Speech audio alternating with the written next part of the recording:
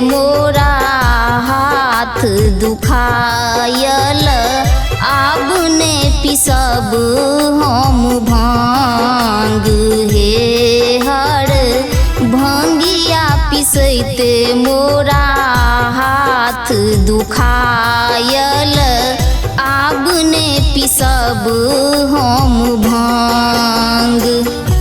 धुनी रमने अपने मगन छी धुनी रमने अपने मगन छी दै छी न कनियो ध्यान यो शिव दै छी न कनियो ध्यान हे हर भंगिया पिसैते मोरा हाथ दुखायल आब ने पिसब हम भांग।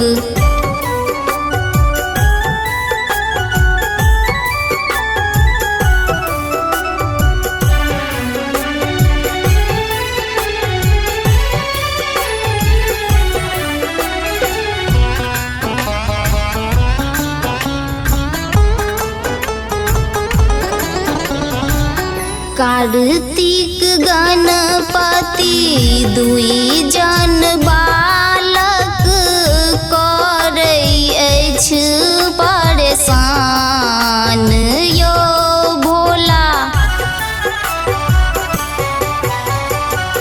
कार्तिक गणपति दुई जन बालक करै अछि परेशान हे हर मूस अमोर से हो झगड़ा करै अछि बनल छी अहाँ अकान हे हर भंगिया पिसैते मोरा हाथ दुखायल आब ने पिसब हम भांग।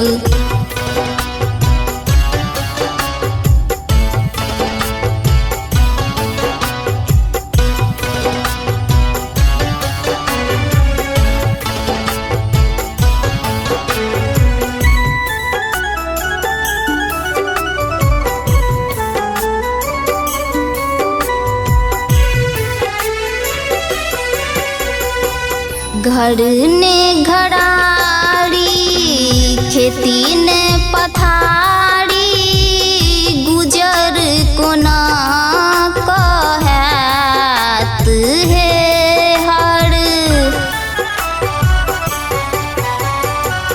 घर ने घराड़ी खेती ने पथारी गुजर कोना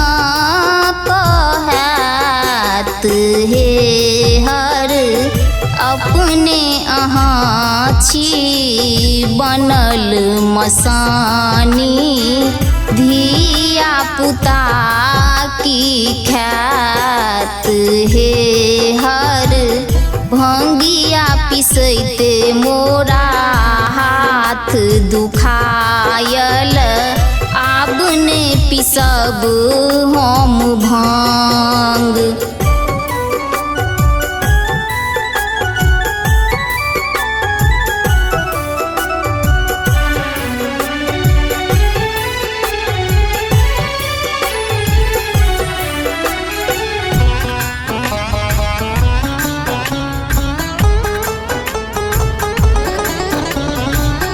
गौरी यहाँ सँ विनय करै अछि सुनियौ भोलानाथ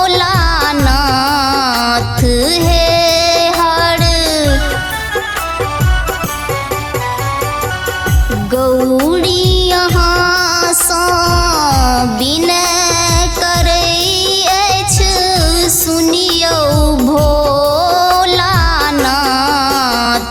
हे हर। एक दिन हम नहीं हर चली जायब करब न पूरा जमांग हे हर भंगिया पिसैते मोरा हाथ दुखायल अब ने पिसब हम भांग धुनी रमने अपने मगन छी धुनी रमने अपने मगन छी दै छी न कनियो ध्यान यो शिव दै छी न कनियो ध्यान हे हर भंगिया